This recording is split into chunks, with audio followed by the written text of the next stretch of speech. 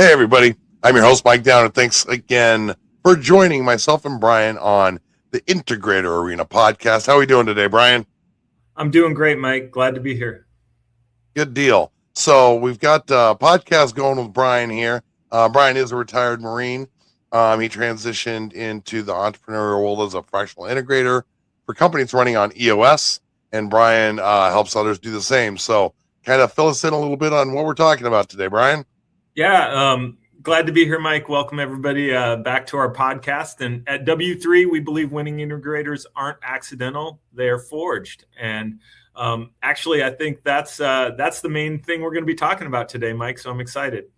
That's kind of awesome. So yeah, when you were talking and you and I had discussed kind of what we were going to be talking about today, what we wanted to cover was, are integrators born, or do they become great through intentional development?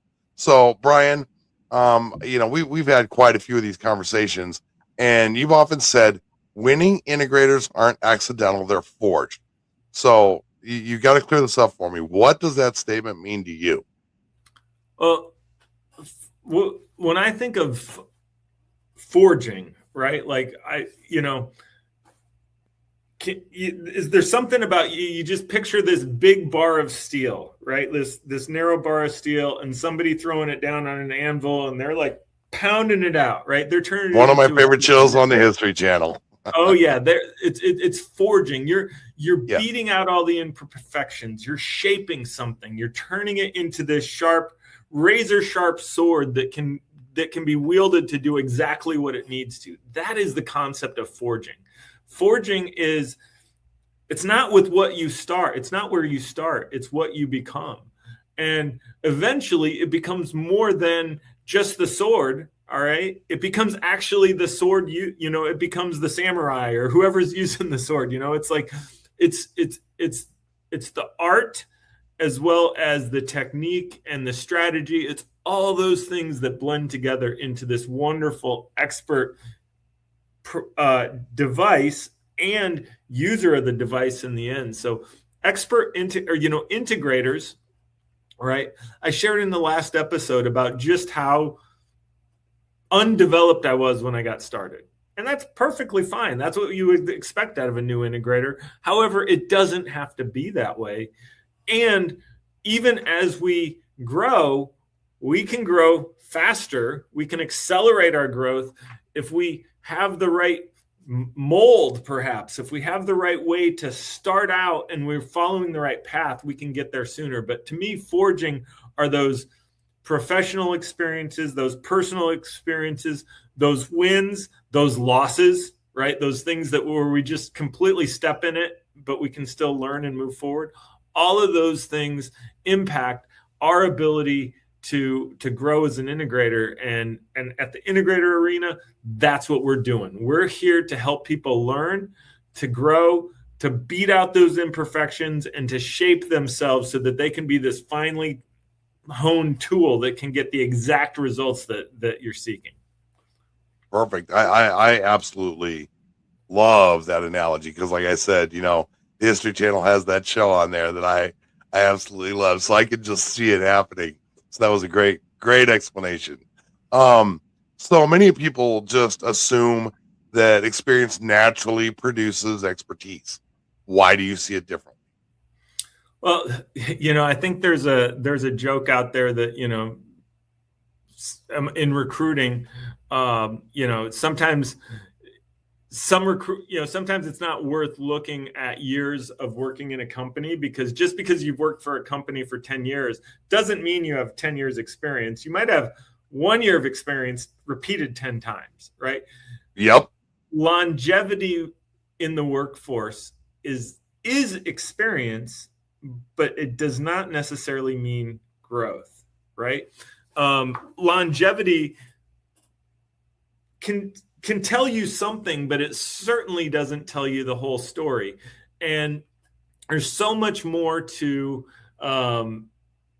growing as an individual, to growing as a leader, than just having been in a role, right? Just having experienced something. What did you do right? What did you do wrong? What did you learn from it? Did you actively try to learn something from it? Did you actively try to take the thing that you learned from it and apply it and get better? Did you teach that same thing that you learned to anybody else? Did you coach them on how they could get better at it? All of those things are things that can make you better as a leader. Yet you can have experience and do none of that. I can go to, right now I live in San Diego. There's a San Diego Fair's going on. I could go ride on one of the rides. I could go like on one of those tower rides that raises me, 75, 100 feet in the air and drops me down. I will have had the experience of dropping from a high height down low. Did I get any better by having the experience? I had a thrill, but that didn't change me, right? No, that makes sense. Experience doesn't necessarily change you. And if we're just looking at, have you done this before? That doesn't necessarily mean you're ready to do it now or do it at the level you need or with the tools you need. So we shouldn't confuse I've done it with I know how to do it well. I know how to lead others in doing it. I know how to get the desired results. So that's the difference between experience and meaningful experience that can change you and move the needle. No, that makes complete sense. And I'd never even thought about it that way, but see, every time we talk, you make me think. You make me think of things differently, and I love that. So, if winning integrators are forged, what are the experiences that actually shape them? Well, first of all, I think it starts with a lot of self-assessment, right? It's a lot of self-honesty, and then talking to others who have experience and are a little bit further along and can give you some context into your own experience. And it's knowing, it's knowing what the path is. When I became a Marine, I knew I was going to go to 13 weeks of boot camp, right? And I knew when I got there on day one, I had 13 weeks in front of me. And when I was 12 weeks in, I still had 1 week in front of me. And there was a path to get me from the beginning to the end. I still had to go through that path. But one of the things that forges an integrator, I knew where I started and I knew what the path looked like and I knew where I had to keep going. One of the things that you have to do as an integrator is you need to know where you're starting. You have to be honest with yourself. And then you have to know what experiences professionally in the job that I'm doing or professionally in the work that I want or among peers and in coaching groups, what experiences can help me round out. So I need to know where I am. I need to know what the path looks like. And then I need to know what I need to do to close up my gaps, right? So my gaps are going to be different than your gaps, which are going to be different than nobody has the same gaps and nobody has the exact same strengths. We're all very unique individuals. So everybody's path is going to look a little different. But if we can show you that there's a roadmap, and if you can get good at maybe that roadmap includes, say, 100% of things or whatever it is, and you can get really good at hitting 80% of those regularly, your 80% might be different than my 80%. That can start to forge us into really, really great and winning integrators. Over time, we might be able to take it from 80 to 90 and 90 to 95 and 95 to 97. And we're not going to get to 100%. Let's just be honest. But right. We can grow, we can forge, we can become that finely tuned tool that can really have an intentional and value added impact in our organization. So forging is knowing where you are, knowing what the path looks like, intentionally seeking out ways to close your gaps and bettering yourself with a desired and intentional outcome. No, I love that. Great. That makes a lot of sense. Brian, why is it important for someone to believe that winning integrators are developed or forged, like you say, rather than just simply discovered out on the street or in a business or somewhere? Well, I think it's important because it addresses the reality of how people become integrators, right? First of all, EOS has not been around forever, but the classic business principles that it's based on probably have been, I won't say forever, but they've been around a long time, right? EOS is a nice set of packaging around and a simplified way of taking the very best ways to do business and just making it both simple and complete. All right. So if someone understands that development is part of that, you're going to understand that you can't expect to go in and be perfect right out the gate. And you're going to understand that no matter what results you're getting, there's ways to get better results if you intentionally develop yourself, if you intentionally invest in yourself. And if you can acknowledge, you probably are becoming an integrator one of three ways, right? Most of us are one of three ways.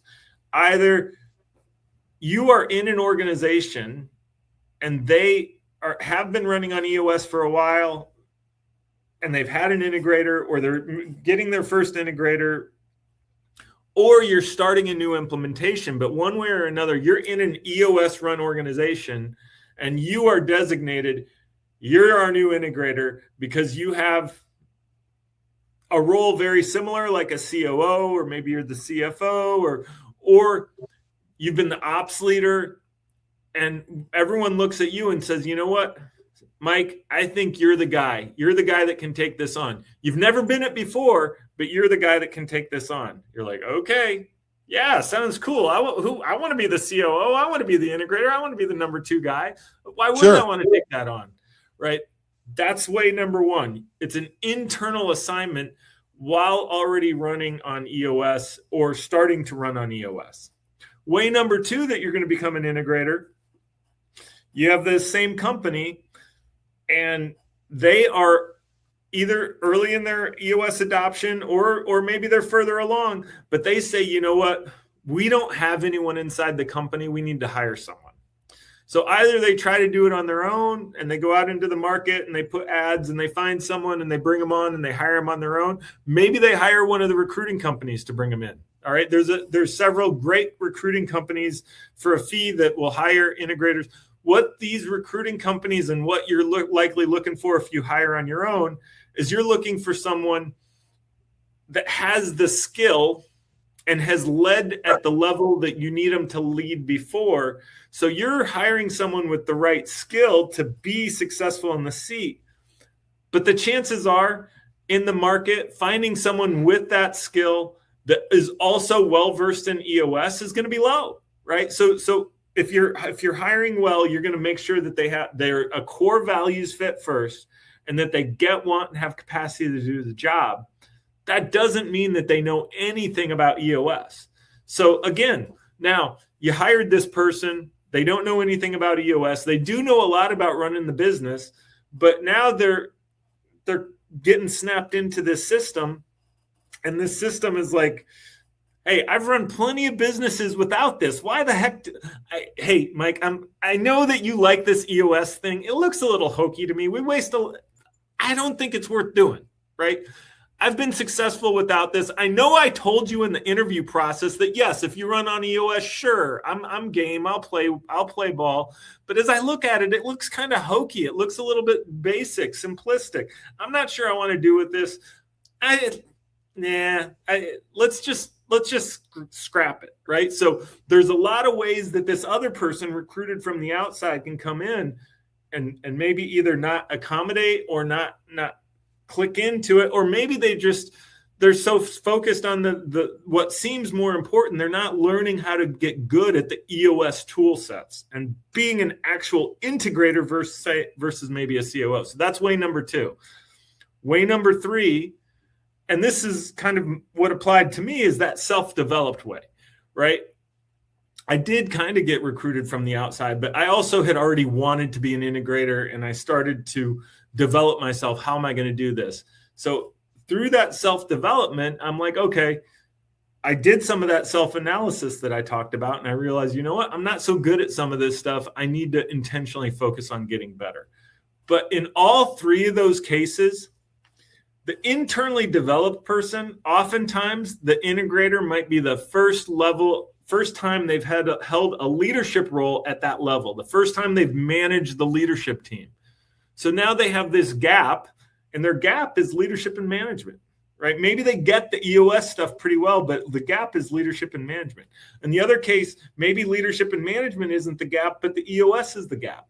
And maybe the self-developer has gaps in both places or one, but in any case, there's a gap that needs to be overcome. If you come in thinking that you're equipped to do it and figure it out on your own, you're going to struggle. I hate the word struggle, but it's going to be harder than it has to be, and it's going to take longer than it has to take, and you're going to get fewer wins than you could possibly get. And that's kind of a shame. So that's what we're here to fix. Very good. So over your career, and like you said, the ups, the downs, the wins, the losses, the learning process, the discovery process, the self-awareness, everything. See, I do listen to you, Brian. Everything that you talked about, the sharpening of the tools. Has your way of thinking changed? And if so, what did change your way of thinking from the beginning to now?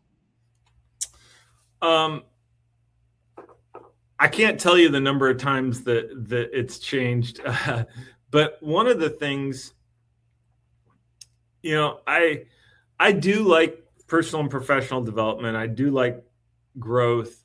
I'd say at the beginning, I didn't think. I'll go back to going to the Integrator Masterclass and joining the Integrator Mastery Forum. Both of those are fairly significant investments, right?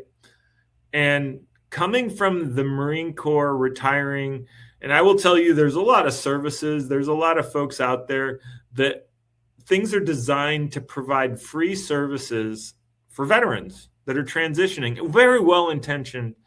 And I will tell you, a lot of what I was putting my attention onto and the things I was taking advantage of in the early years after coming out of the Marine Corps fell into the free or discounted veteran support. And I was reaching out to EOS Worldwide and asking, hey, I'm interested in the Integrator Masterclass. Do you guys run a discount for veterans? And the answer was, well, no, we're considering it for the future, but not currently. And then I tried to get the VA to cover it through this program. Anyway, the bottom line is I didn't find a natural alignment for any program that would cover the training I wanted. And that put me in the dilemma, do I do it or don't I? Right? Because it was expensive. And you know what? Here I am years later. Obviously, I did do it. Right? What that changed in me, and this was huge. I had to invest in myself. I had to invest full price in doing what I wanted to do. And probably the best thing that's ever happened to me. Yeah. I'm paying full price because you know what? I was going to make it so worth it. I wasn't going to pay for what this was without getting every ounce of value that I could out of learning the material and growing. And you know what? As I did that, it just unlocked this appetite for more and more and more. So that's the number one change, is just the realizing there's so much support out there and I'm worth investing in myself. And it's okay that it's not discounted. I'm not owed anything. I'm not owed a discount. I'll be better off because I am better off because I've actually had to pay for some of this stuff. And you know what? There is an ROI because my earning potential has more than covered the difference of what I've invested. Right. And I understand that. And I love that concept of everything you just said, because it brings me back to when I was a kid. And I think you think along the same lines as my father. And the very first car that I got was given to me by my grandmother. And I did not treat that car with the utmost respect. And the next car that I bought, my dad made me pay for it. And I didn't have quite enough money. So we went down to the bank, and this was so long ago. It was so easy back then, but and I had to make my $100 a month car payments, and I shined that thing every day because I paid for it. It was not given to me. And so just a little life lesson that you can maybe integrate into some of your stories is that 69 Pontiac Catalina, one owner with 8,000 miles on it, buddy. Ooh, nice. That car today would be worth over $100,000. Uh-huh. I traded it in for $200 because I beat the what out of it. Uh-huh. So there's a little life lesson for a 58-year-old man. So how has your own personal journey shaped your belief system? Let's kind of go with that. Well, I can't complain about my journey. I mean, it's definitely been rocky. It's definitely not all been great, client experiences, visionary experiences, leadership team experiences, but it has been primarily positive outcomes. Even when other things aren't great, we lean toward positive outcomes. And my own experience just helped me realize, you know what, I can reverse engineer what's working for me, and I can help other people get there and get there faster. And it ain't all P&L and LMA, all right? LMA, leadership management, accountability. Yes, yep. P&L management matters. Yes, leadership management and accountability matters. But techniques matter. Mindset matters. And that's where, I think the uniqueness that I'm bringing forward is this isn't solely an EOS program. This isn't solely a leadership development program. This isn't solely, teaching people the business basics. This is a blend of the things that I think are most impactful and that I think other people are most likely to overlook without someone telling them how impactful these things are. So that's how I've reverse engineered what worked for me for others. Perfect.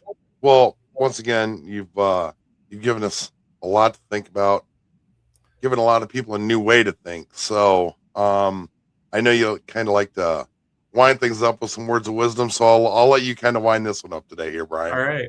Well, thank you, Mike. And thank everybody for listening today. I'm Brian Wirtz with W3, and we're on a mission to change companies and lives by transforming proven leaders into winning integrators. And appreciate the chance to be here today. Hey, thanks a lot for joining me, and I look forward to our next conversation, Brian.